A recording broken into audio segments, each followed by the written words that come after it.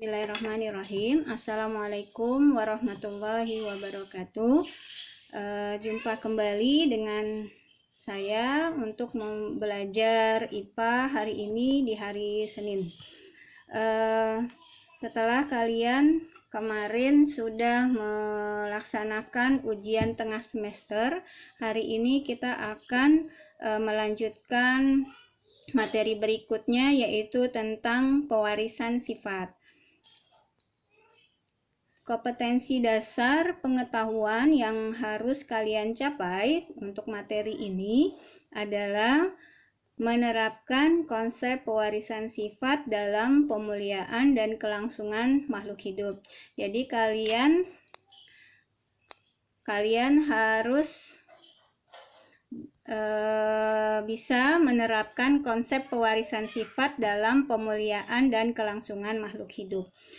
Sedangkan kompetensi dasar keterampilan yang harus kalian capai, yaitu kalian harus bisa atau kalian harus mencapai dapat menyajikan hasil penelusuran informasi dari berbagai sumber terkait tentang tanaman dan hewan hasil pemuliaan. Sebelum kita masuk ke materi, kalian lihat gambar berikut ini, ya, foto dari keluarga Gen Halilintar. Di foto ini terdapat ada ayah, ada ibu dan anak-anaknya, ya, terdiri dari 11 orang anak. Yang terkenal itu adalah si Attar Halilintar, ya.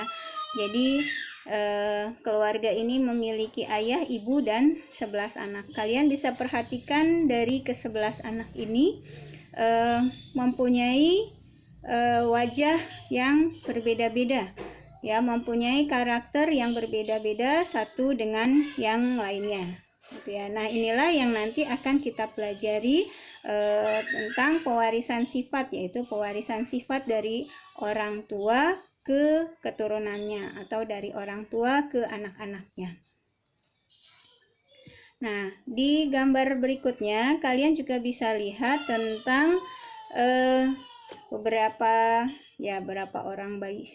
Ya, ada 6 anak bayi, ya. Kalian bisa lihat di sini satu dengan yang lainnya mempunyai ciri-ciri yang berbeda-beda. Ya, ada yang kulitnya putih dan ada yang kulitnya hitam. Begitu juga dengan rambutnya. Ada yang rambutnya lurus, ada yang rambutnya keriting, ada yang warna rambutnya hitam, ada yang warna rambutnya pirang, ya, ada yang coklat dan lain sebagainya. Kalian bisa amati. Kemudian untuk pelajaran hari ini tentang pewarisan sifat atau hereditas. Ya, pewarisan sifat atau hereditas adalah proses penurunan sifat setiap makhluk hidup pada keturunannya. Ada banyak sifat individu yang dapat diturunkan kepada anak-anaknya. Untuk itu, untuk memperjelas kembali atau supaya kalian lebih mengerti, kalian bisa melakukan aktivitas di buku paket halaman 41, ya, buku paket IPA, yaitu mengamati ciri-ciri setiap anak pada gambar tadi, ya. Tuliskan ciri-ciri pada tabelnya di buku tulis, atau kalian bisa melihat ciri-ciri gambar anak yang ada di buku paket halaman 41. Kemudian kalian tuliskan 5 ciri-cirinya pada tabel di buku tulis. Kalian tulis di buku tulis, ya.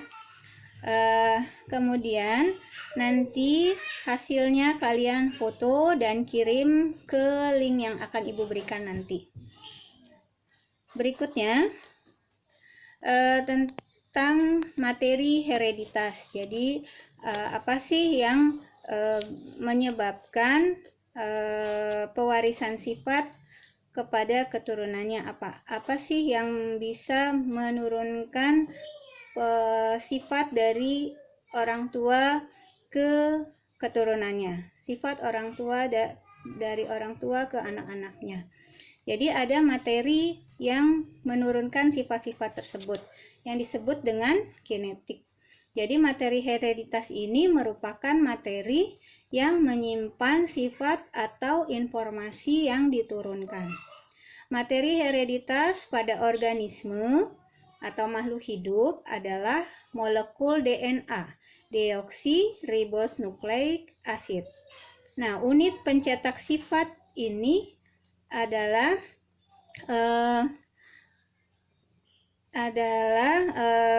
DNA. Ya, jadi pencetak sifat ini disebut dengan DNA atau gen.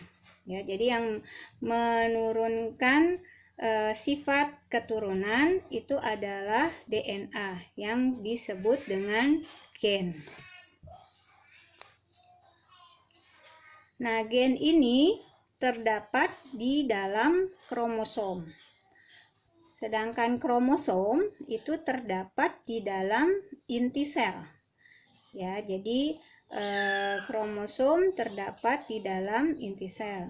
Anyaman benang DNA dan protein yang menyusun kromosom disebut dengan kromatin. Nah, sedangkan tempat gen di dalam kromosom disebut dengan lokus. Ya. Kalian bisa lihat di gambar berikut ini. Ini ada gambar anak kecil, ya, organisme, jadi makhluk hidup. Bagian terkecil dari makhluk hidup adalah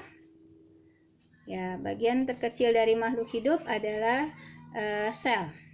Ya, di dalam sel manusia itu terdapat inti sel. Di dalam inti sel terdapat kromosom. Ya, terdapat kromosom. Nah, di dalam kromosom inilah terdapat DNA. Ya, di dalam kromosom inilah. Jadi ini adalah sel manusia, ada inti selnya, kemudian ada inti selnya, ini inti selnya, ya. Kemudian di dalam inti sel terdapat kromosom, ya, terdapat kromosom. Nah, di dalam kromosom inilah terdapat DNA. Di dalam kromosom inilah terdapat DNA atau gen, ya, DNA atau gen yang berisi tentang informasi sifat-sifat yang akan diturunkan kepada keturunannya. Tuh, ya, jadi kalian lihat ini ada organisme makhluk hidup manusia, begitu juga nanti dengan hewan dan tumbuhan. Kalau pada manusia berarti sel pada manusia terdapat inti sel, di sini inti selnya, kemudian di dalam inti sel terdapat kromosom. Nah, di dalam kromosom itu terdapat DNA. Di sini DNA atau gen. Ya, dan DNA atau gen yang berisi tentang informasi sifat-sifat yang diturunkan dari orang tua ke anaknya. Jadi misalnya informasi tentang warna rambut. Jadi warna rambut orang tua kita itu akan diturunkan kepada anak-anaknya. Misalnya ibunya mempunyai sifat rambut keriting, ayahnya mempunyai sifat rambutnya lurus. Kemungkinan anaknya itu akan memiliki sifat rambut keriting, atau ada yang keriting, ada yang lurus. Gitu. Kalian bisa amati di keluarga kalian masing-masing. Ya, begitu juga misalnya dengan sifat warna kulit. Misalnya ibunya warna kulitnya putih, ayahnya mempunyai warna kulit coklat. Nah, kemungkinan anak-anaknya nanti ada yang mempunyai kulit warna putih dan ada juga yang mempunyai kulit warna hitam ataupun bisa juga coklat. Jadi gabungan antara ayah dan ibu. Begitu juga dengan sifat yang lain, misalnya bentuk mata. Ya, bentuk mata ada yang besar, ada yang sipit, gitu ya. Kalian bisa lihat bentuk dari mata ayah dan ibu kalian. Kemudian bisa kalian lihat sifat dari yang diturunkan ke anak-anaknya atau ke saudara-saudara kalian. Itu ya. Itu adalah pewarisan sifat.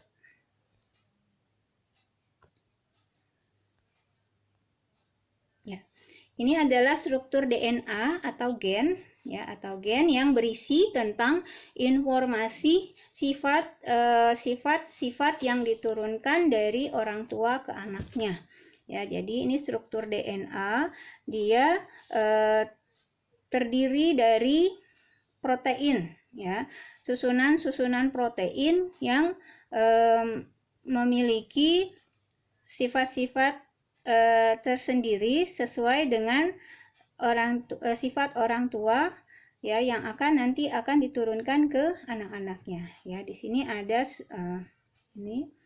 ini adalah susunan-susunan protein ya, yang oranye itu adalah adenin, kemudian yang kuning itu adalah timin, kemudian yang hijau guanin, yang ungu itu adalah sitosin. Ya, nanti kalian akan belajar lebih dalam lagi tentang DNA ini di SMA atau di perguruan tinggi, di tingkat yang lebih tinggi.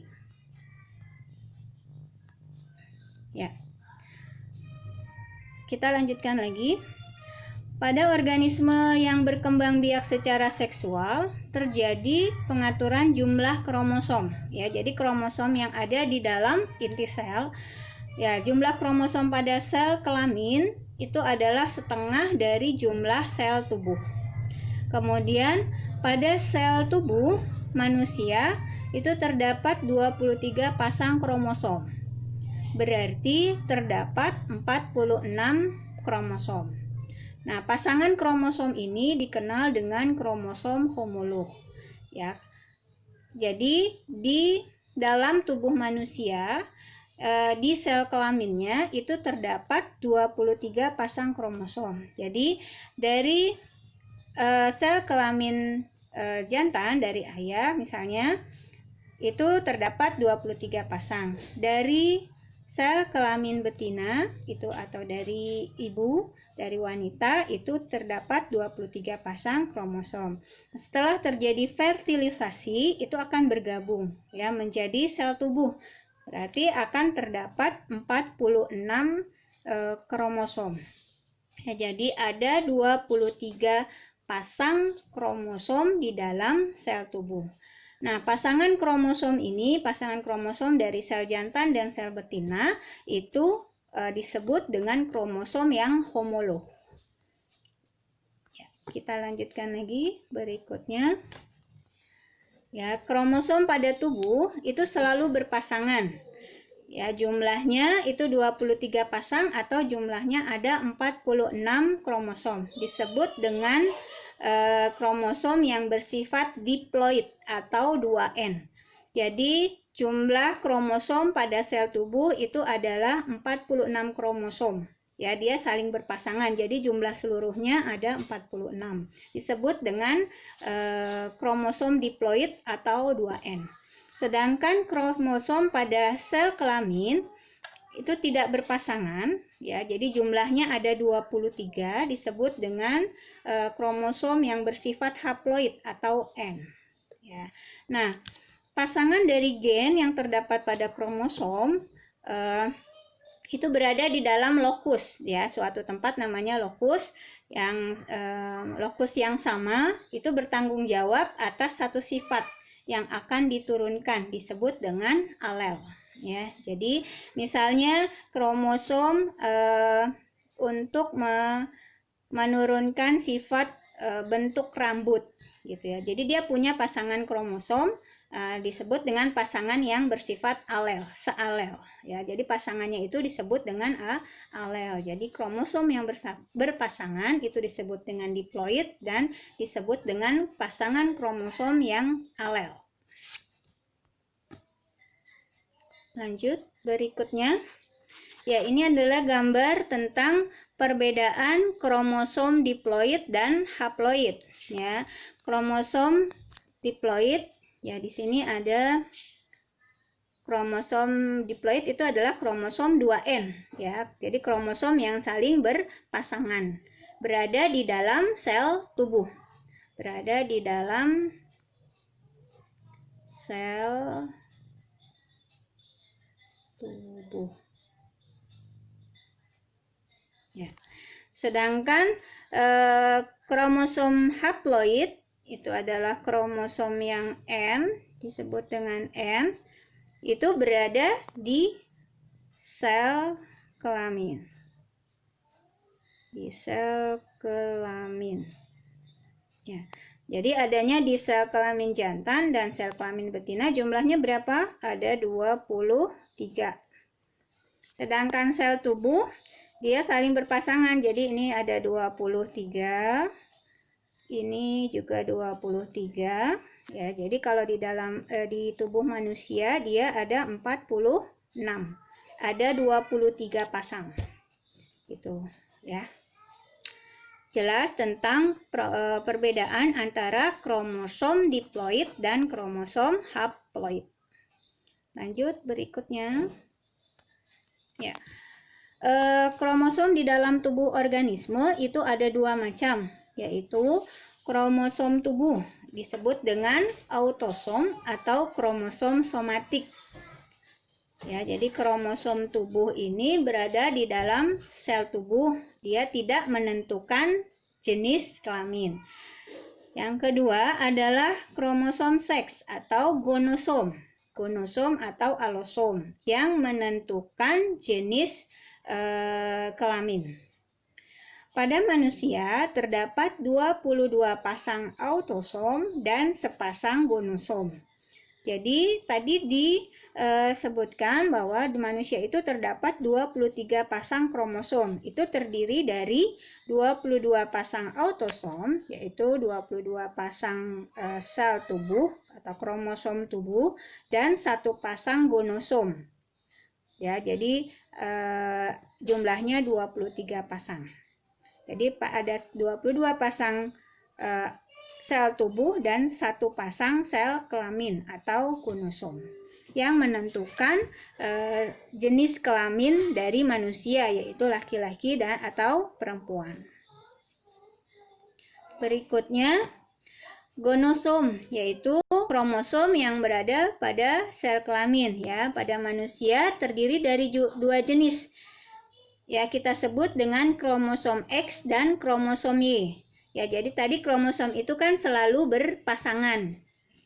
Ya, jadi jika pasangan gonosomnya pada manusia itu XY, maka dia akan berjenis kelamin laki-laki. Ya, XY ini berarti dia jenis kelaminnya laki-laki. Jika pasangan gonosomnya XX, ya, kromosom di dalam tubuhnya ini XX, berarti dia jenis kelaminnya adalah perempuan. Itu jelas ya.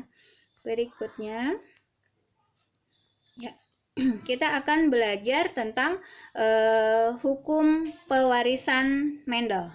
Ya, hukum pewarisan Mendel. Ini foto dari Mendel, ya, peneliti Gregor Mendel, ya, yang kita kenal sebagai dengan bapak genetika, karena dia adalah orang pertama yang meneliti tentang pewarisan sifat. Jadi orang yang meneliti kemudian dia menemukan sesuatu biasanya dipakai sebagai namanya, ya, namanya dipakai sebagai nama hukumnya. Jadi kalau dalam pewarisan sifat yang pertama kali meneliti adalah Gregor Mendel, berarti nama hukumnya disebut dengan hukum Mendel. Kalau Newton berarti hukum Newton dan seterusnya, ya. Hukum Mendel ini ada 2, yaitu hukum Mendel 1 dan hukum Mendel 2. Nanti kita akan pelajari hukum Mendel 1 dan hukum Mendel 2 itu apa, ya. Yang pertama, tentang percobaan Mendel. Gregor Mendel disebut sebagai dengan bapak genetika karena dia orang pertama yang meneliti tentang pewarisan sifat. Ya, beliau menggunakan tanaman kacang ercis atau kacang kapri Pisum sativum untuk meneliti tentang pewarisan sifat ini dengan alasan pertama, karena kacang kapri ini mudah dibudidayakan. Kemudian yang kedua, menghasilkan biji yang banyak. Yang ketiga, kacang kapri ini berumur pendek, kemudian dapat melakukan penyerbukan sendiri. Yang berikutnya, kacang kapri ini mudah disilangkan. Ya, yang terakhir, kacang kapri ini memiliki 7 sifat yang kontras, artinya memiliki sifat-sifat yang mudah diamati. Jadi ini adalah alasan Mendel menggunakan kacang ercis. Kacang ercis atau kacang kapri, ya. Bahasa Latinnya adalah Pisum sativum. Ya, kacang kapri itu kacang yang suka dibuat untuk sayur sop, ya. Ya, ini adalah bentuk dari kacang kapri. Pernah lihat? Ya, jadi ini adalah 7 sifat dari kacang kapri atau Pisum sativum yang kontras. Jadi, kalian bisa lihat di buku halaman 45, di buku paket halaman 45, sifat-sifat yang kontras yang dimiliki oleh kacang ercis. Pertama, panjang batangnya. Jadi ada kacang ercis ini mempunyai panjang batang tanaman yang panjang, ada yang pendek, atau ada yang tinggi, ada yang pendek. Kemudian letak bunganya ada yang di ketiak batang, ada yang di ujung batang. Kemudian bentuk dari polongnya itu ada yang halus, ada yang keriput. Kemudian warna polongnya itu ada yang hijau, ada yang kuning. Terus warna bunganya ada yang ungu, ada yang putih. Kemudian bentuk bijinya ada yang halus, ada yang keriput, dan terakhir warna bijinya ada yang kuning dan hijau. Jadi dia memiliki warna yang kontras yang bisa mudah diamati. Ya, ini adalah alasan dari Mendel menggunakan kacang ercis sebagai tanaman untuk dilakukan penelitian. Ya. Kemudian hukum Mendel 1 itu disebut dengan hukum segregasi, berbunyi bahwa pada saat pembentukan gamet, gen yang merupakan pasangan sesamanya akan disegregasikan atau dipisahkan ke dalam sel anak. Ini bunyi dari hukum Mendel 1, ya. Jadi Mendel memulai percobaan dengan pengamatan terhadap satu sifat beda yang dikenal dengan istilah monohibrid. Ya, jadi nanti dia menyilangkan antara dua tanaman, kemudian yang dilihat adalah satu sifatnya. Yang dilihat adalah sifat. Contoh, sifat tinggi tanaman disilangkan, sifat tanaman kacang ercis yang tinggi disilangkan dengan tanaman ercis yang pendek. Ya, kemudian yang dilihat adalah tinggi tanamannya, gimana keturunannya, apakah keturunannya banyak tanaman yang tinggi atau banyak yang tanaman pendek. Jadi istilah percobaan monohibrid ini yang dilihat adalah satu sifatnya saja, misal sifat tinggi tanamannya saja, atau bentuk bijinya saja yang dilihat, atau warna bunganya saja, atau misalnya warna bijinya saja, ya, atau letak bunganya saja. Ya, itu jadi yang dilihat hanya satu sifatnya saja. Itu disebut dengan persilangan monohibrid. Ya, sampai di sini dulu tentang pewarisan sifat, tentang hukum Mendel 1. Ya, nanti kita akan lanjutkan kembali hukum Mendel yang kedua. Ya. Sampai di sini dulu, nanti akan saya lanjutkan dengan bagaimana cara untuk melakukan persilangan monohibrid, ya. Contohnya, ya, dengan menggunakan contoh-contoh sifat dari kacang ercis ya. Kalian bisa lihat di buku paket halaman 46 dan 47 ya, halaman 46 47. Nah, ini adalah diagram persilangan monohibrid, yaitu persilangan dengan satu sifat beda ya. Demikian awalan dari materi pewarisan sifat kali ini. Mudah-mudahan nanti kita lanjutkan kembali. Mudah-mudahan ini kalian mengerti. Assalamualaikum warahmatullahi wabarakatuh.